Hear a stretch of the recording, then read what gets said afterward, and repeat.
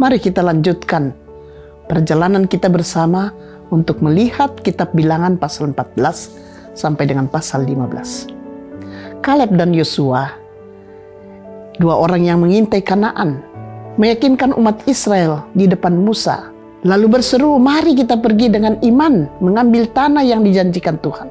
Kita pasti menang. Demikian mereka berseru. Tetapi orang-orang justru menjadi cemas akan berita negatif dari 10 pengintai lainnya. Segenap umat bersuara nyaring dan menangis sepanjang malam. Mereka bersungut-sungut kepada Musa dan Tuhan. Mereka ingin kembali ke Mesir. Kalau kita refleksikan keadaan ini, kita pun seringkali dalam kecemasan, seperti bangsa Israel, tidak percaya kepada janji Allah. Informasi-informasi negatif yang kita terima dari sekitar kita seringkali menggoyahkan kepercayaan kita. Dan kita tidak jarang mengeluh kepada Tuhan dan menjauh dari Tuhan dalam kesulitan. Akar penyebab dari keluhan manusia seperti yang tergambar dalam pembacaan kita ini adalah ketidakpercayaan kepada Tuhan. Tuhan berfirman, berapa lama lagi bangsa ini menista aku? Dan berapa lama lagi mereka tidak mau percaya kepadaku? Sekalipun aku telah melakukan berbagai mujizat di tengah-tengah mereka.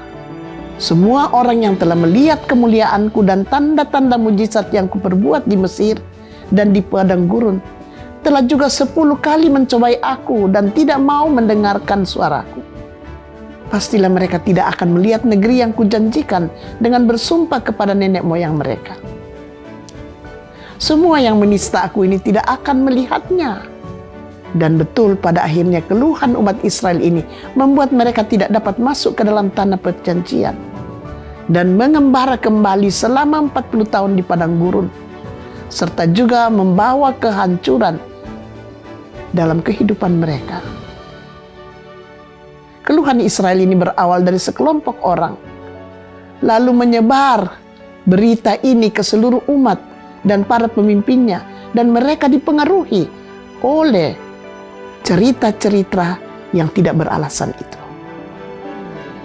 Bilangan pasal 15 mengindikasikan bahwa Tuhan membangkitkan pemimpin baru, yaitu Yosua dan Kaleb. Dan pada akhirnya generasi baru di padang gurun ini masuk ke tanah perjanjian. Mereka menyembah Tuhan dengan korban dan persembahan, serta menjadi umat yang kudus dan mewujudkan visi kerajaan Allah. Ketika kita mengeluh karena tidak percaya akan janji Tuhan, kita tidak dapat mewujudkan hidup kita menjadi saluran berkat yang dikehendaki Tuhan untuk dunia ini. Namun kerajaan Allah pasti akan terwujud melalui saluran lain di bumi ini. Kiranya kita semua berdoa agar kita tidak turut dalam kebencian dan keluhan yang terus-menerus, tetapi berpartisipasi dalam kepatuhan dan iman demi membangun kerajaan Allah. Mari kita baca bersama Bilangan pasal 14 dan pasal 15.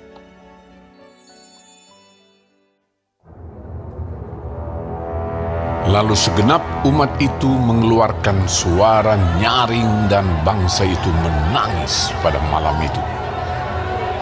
Bersungut-sungutlah semua orang Israel kepada Musa dan Harun, dan segenap umat itu berkata kepada mereka, sekiranya kami mati di tanah Mesir atau di padang gurun ini, mengapakah Tuhan membawa kami ke negeri ini, supaya kami tewas oleh pedang dan istri serta anak-anak kami menjadi tawanan? Bukankah lebih baik kami pulang ke Mesir? Dan mereka berkata seorang kepada yang lain, baiklah kita mengangkat seorang pemimpin, lalu pulang ke Mesir. Lalu sujudlah Musa dan Harun di depan mata seluruh jemaah Israel yang berkumpul di situ. Tetapi Yosua bin Nun dan Kaleb bin Yefune, yang termasuk orang-orang yang telah mengintai negeri itu, mengoyakkan mengenakan pakaiannya dan berkata kepada segenap umat Israel, negeri yang kami lalui untuk diintai itu adalah luar biasa baiknya. Jika Tuhan berkenan kepada kita, maka Ia akan membawa kita masuk ke negeri itu dan akan memberikannya kepada kita. Suatu negeri yang berlimpah-limpah susu dan madunya. Hanya janganlah memberontak kepada Tuhan dan janganlah takut kepada bangsa negeri itu, sebab mereka akan kita telan habis. Yang melindungi mereka sudah meninggalkan mereka, sedang Tuhan menyertai kita. Janganlah takut kepada mereka. Lalu segenap umat itu mengancam hendak melontari kedua orang itu dengan batu. Tetapi tampaklah kemuliaan Tuhan di kemah pertemuan kepada semua orang Israel. Tuhan berfirman kepada Musa, berapa lama lagi bangsa ini menista aku? Dan berapa lama lagi mereka tidak mau percaya kepadaku? Sekalipun sudah ada segala tanda mujizat yang kulakukan di tengah-tengah mereka, aku akan memukul mereka dengan penyakit sampar dan melenyapkan mereka. Tetapi engkau akan kubuat menjadi bangsa yang lebih besar dan lebih kuat daripada mereka. Lalu berkatalah Musa kepada Tuhan, jikalau hal itu kedengaran kepada orang Mesir, padahal engkau telah menuntun bangsa ini dengan kekuatanmu dari tengah-tengah mereka, mereka akan bercerita kepada penduduk negeri ini yang telah mendengar bahwa engkau Tuhan ada di tengah-tengah bangsa ini, dan bahwa engkau Tuhan menampakkan dirimu kepada mereka dengan berhadapan muka. Waktu awanmu berdiri di atas mereka, dan waktu engkau berjalan mendahului mereka di dalam tiang awan pada waktu siang, dan di dalam tiang api pada waktu malam.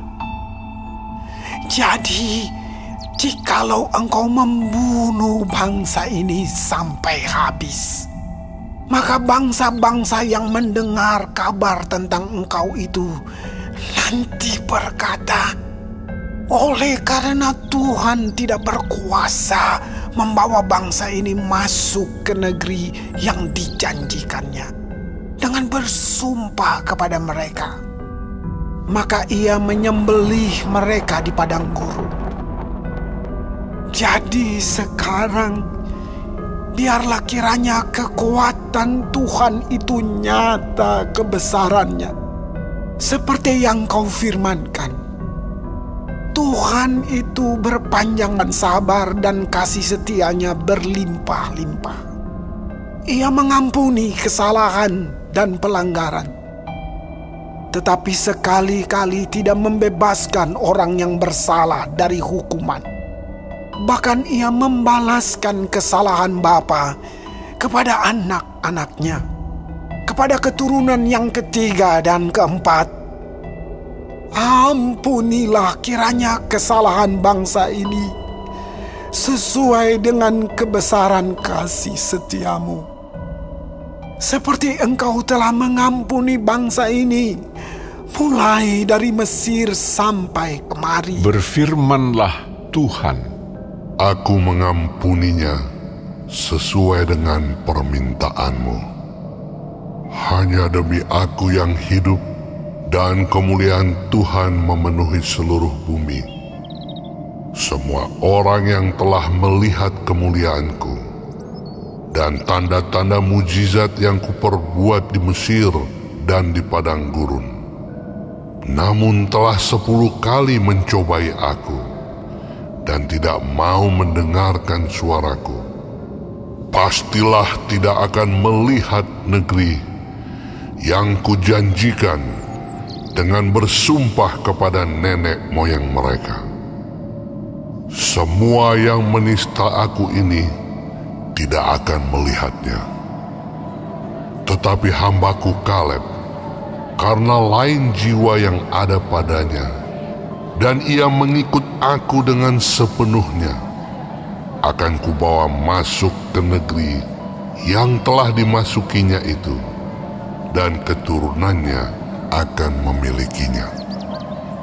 Orang Amalek dan orang Kanaan diam di lembah. Sebab itu berpalinglah besok, dan berangkatlah ke padang gurun, ke arah laut Teberau. Lagi berfirmanlah Tuhan kepada Musa dan Harun, berapa lama lagi umat yang jahat ini akan bersungut-sungut kepadaku? Segala sesuatu yang disungut-sungutkan orang Israel kepadaku telah kudengar. Katakanlah kepada mereka, demi aku yang hidup, demikianlah firman Tuhan, bahwasanya seperti yang kamu katakan di hadapanku, demikianlah akan kulakukan kepadamu. Di padang gurun ini, bangkai-bangkaimu akan berhantaran, yakni semua orang di antara kamu yang dicatat, semua tanpa terkecuali yang berumur 20 tahun ke atas, karena kamu telah bersungut-sungut kepadaku. Bahwasanya kamu ini tidak akan masuk ke negeri yang dengan mengangkat sumpah telah kujanjikan akan kuberi kamu diami, kecuali Kaleb bin Yefune dan Yosua bin Nun. Tentang anak-anakmu yang telah kamu katakan, mereka akan menjadi tawanan, merekalah yang akan kubawa masuk, supaya mereka mengenal negeri yang telah kamu hinakan itu. Tetapi mengenai kamu, bangkai-bangkaimu akan berhantaran di padang gurun ini, dan anak-anakmu akan mengembara sebagai penggembala di padang gurun 40 tahun lamanya, dan akan menanggung akibat ketidaksetiaan sampai bangkai-bangkaimu habis di padang gurun. Sesuai dengan jumlah hari yang kamu mengintai negeri itu, yakni 40 hari. 1 hari dihitung 1 tahun, jadi 40 tahun lamanya kamu harus menanggung akibat kesalahanmu, supaya kamu tahu rasanya jika aku berbalik daripadamu. Aku Tuhan yang berkata demikian. Sesungguhnya aku akan melakukan semuanya itu kepada segenap umat yang jahat ini, yang telah bersepakat melawan aku. Di padang gurun ini mereka akan habis, dan disinilah mereka akan mati. Adapun orang-orang yang telah disuruh Musa untuk mengintai negeri itu, yang sudah pulang dan menyebabkan segenap umat itu bersungut-sungut kepada Musa dengan menyampaikan kabar busuk tentang negeri itu, orang-orang itu mati kena tulah di hadapan Tuhan. Tetapi yang tinggal hidup dari orang-orang yang telah pergi mengintai negeri itu hanyalah Yosua bin Nun dan Kaleb bin Yefune. Setelah Musa menyampaikan perkataan ini kepada semua orang Israel, maka berkabunglah bangsa itu dengan sangat.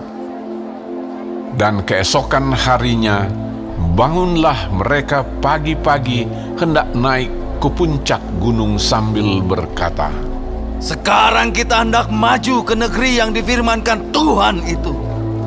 Memang kita telah berbuat dosa. Tetapi kata Musa, mengapakah kamu hendak melanggar titah Tuhan? Hal itu tidak akan berhasil. Janganlah maju, sebab Tuhan tidak ada di tengah-tengahmu, supaya jangan kamu dikalahkan oleh musuhmu. Sebab orang Amalek dan orang Kanaan ada di sana di depanmu, dan kamu akan tewas oleh pedang. Dari sebab kamu berbalik membelakangi Tuhan, maka Tuhan tidak akan menyertai kamu. Meskipun demikian, mereka nekat naik ke puncak gunung itu, tetapi tabut perjanjian Tuhan dan Musa juga tidaklah meninggalkan tempat perkemahan. Lalu turunlah orang Amalek dan orang Kanaan yang mendiami pegunungan itu dan menyerang mereka. Kemudian orang-orang itu mencerai-beraikan mereka sampai ke Horma.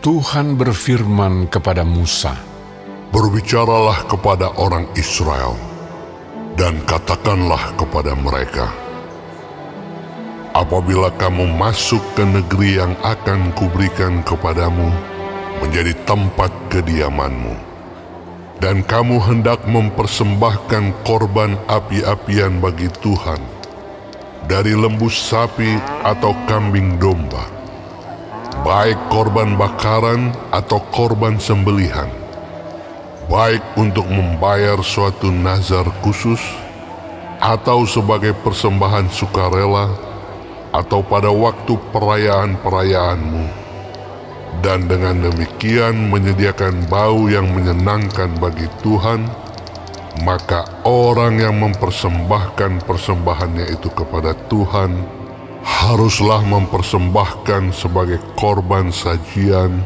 1/10 eva tepung yang terbaik, diolah dengan 1/4 hin minyak. Dan beserta korban bakaran atau korban sembelihan itu, engkau harus juga mempersembahkan 1/4 hin anggur sebagai korban curahan untuk setiap ekor domba yang dipersembahkan. Tetapi jikalau persembahanmu itu seekor domba jantan, engkau harus mempersembahkan sebagai korban sajian 2/10 eva tepung yang terbaik, diolah dengan 1/3 hin minyak. Dan sebagai korban curahan, haruslah kau persembahkan 1/3 hin anggur menjadi bau yang menyenangkan bagi Tuhan. Dan apabila engkau mengolah seekor lembu sebagai korban bakaran atau sebagai korban sembelihan, baik untuk membayar suatu nazar khusus maupun sebagai korban keselamatan bagi Tuhan, maka beserta lembu itu haruslah dipersembahkan sebagai korban sajian 3/10 eva tepung yang terbaik, diolah dengan 1/2 hin minyak. Dan sebagai korban curahan, haruslah kau persembahkan 1/2 hin anggur. Itulah korban api-apian yang baunya menyenangkan bagi Tuhan. Demikianlah harus diperbuat untuk setiap ekor lembu, dan untuk setiap ekor domba jantan, dan untuk setiap ekor domba atau kambing. Berapapun jumlah hewan yang kamu olah, untuk setiap hewan itu harus kamu perbuat demikian juga. Setiap orang Israel asli haruslah berbuat demikian apabila ia mempersembahkan korban api-apian yang baunya menyenangkan bagi Tuhan. Dan apabila seorang asing telah menetap padamu, atau seorang lain yang tinggal di antara kamu, atau di antara keturunanmu kelak, hendak mempersembahkan korban api-apian yang baunya menyenangkan bagi Tuhan, maka seperti yang kamu perbuat, demikianlah harus diperbuatnya. Mengenai jemaah itu, haruslah ada satu ketetapan bagi kamu dan bagi orang asing yang tinggal padamu. Itulah suatu ketetapan untuk selama-lamanya bagi kamu turun-temurun. kamu dan orang asing haruslah sama di hadapan Tuhan. Satu hukum dan satu peraturan berlaku bagi kamu dan bagi orang asing yang tinggal padamu. Lagi berfirmanlah Tuhan kepada Musa, berbicaralah kepada orang Israel dan katakanlah kepada mereka, apabila kamu masuk ke negeri kemana kamu akan kubawa, maka apabila kamu makan roti hasil negeri itu, haruslah kamu mempersembahkan persembahan khusus bagi Tuhan. Tepung jelaimu yang mula-mula haruslah kamu persembahkan sebagai persembahan khusus berupa roti bundar, sama seperti persembahan khusus dari hasil tempat pengirikanmu. Demikianlah harus kamu mempersembahkannya. Dari tepung jelaimu yang mula-mula haruslah kamu menyerahkan persembahan khusus kepada Tuhan turun-temurun. Apabila kamu dengan tidak sengaja melalaikan salah satu dari segala perintah ini yang telah difirmankan Tuhan kepada Musa, yakni dari segala yang diperintahkan Tuhan kepadamu dengan perantaraan Musa, mulai dari hari Tuhan memberikan perintah-perintahnya dan seterusnya turun-temurun, dan apabila hal itu diperbuat di luar pengetahuan umat ini, tidak dengan sengaja, maka haruslah segenap umat mengolah seekor lembu jantan muda sebagai korban bakaran menjadi bau yang menyenangkan bagi Tuhan, serta dengan korban sajiannya dan korban curahannya sesuai dengan peraturan. Juga seekor kambing jantan sebagai korban penghapus dosa. Maka haruslah imam mengadakan pendamaian bagi segenap umat Israel, sehingga mereka beroleh pengampunan, sebab hal itu terjadi tidak dengan sengaja. Dan karena mereka telah membawa persembahan-persembahan mereka sebagai korban api-apian bagi Tuhan, juga korban penghapus dosa mereka di hadapan Tuhan, karena hal yang tidak disengaja itu, segenap umat Israel akan beroleh pengampunan. Juga orang asing yang tinggal di tengah-tengahmu, karena hal itu dilakukan oleh seluruh bangsa itu dengan tidak sengaja. Apabila satu orang saja berbuat dosa dengan tidak sengaja, maka haruslah ia mempersembahkan kambing betina berumur setahun sebagai korban penghapus dosa. Dan imam haruslah mengadakan pendamaian di hadapan Tuhan bagi orang yang dengan tidak sengaja berbuat dosa itu, sehingga orang itu beroleh pengampunan karena telah diadakan pendamaian baginya. Baik bagi orang Israel asli maupun bagi orang asing yang tinggal di tengah-tengah kamu, satu hukum saja berlaku bagi mereka berkenaan dengan orang yang berbuat dosa dengan tidak sengaja. Tetapi orang yang berbuat sesuatu dengan sengaja, baik orang Israel asli, baik orang asing, orang itu menjadi penista Tuhan. Ia harus dilenyapkan dari tengah-tengah bangsanya. Sebab ia telah memandang hina terhadap firman Tuhan dan merombak perintahnya. Pastilah orang itu dilenyapkan, kesalahannya akan tertimpa atasnya. Ketika orang Israel ada di padang gurun, didapati merekalah seorang yang mengumpulkan kayu api pada hari Sabat. Lalu orang-orang yang mendapati dia sedang mengumpulkan kayu api itu menghadapkan dia kepada Musa dan Harun dan segenap umat itu. Orang itu dimasukkan dalam tahanan oleh karena belum ditentukan apa yang harus dilakukan kepadanya. Lalu berfirmanlah Tuhan kepada Musa, Orang itu pastilah dihukum mati. Segenap umat Israel harus melontari dia dengan batu di luar tempat perkemahan.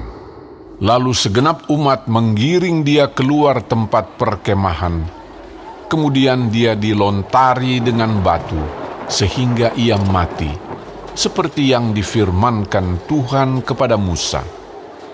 Tuhan berfirman kepada Musa, Berbicaralah kepada orang Israel dan katakanlah kepada mereka bahwa mereka harus membuat jumbai-jumbai pada punca baju mereka, turun-temurun.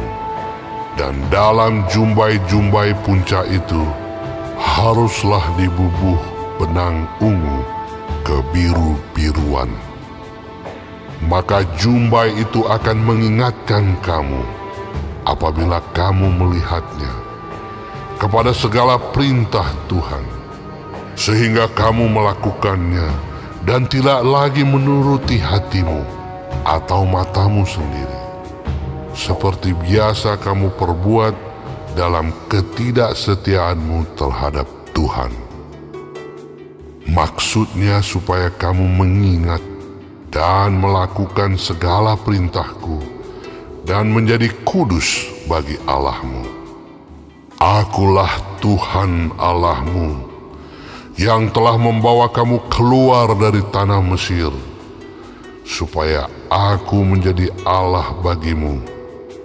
Akulah Tuhan Allahmu.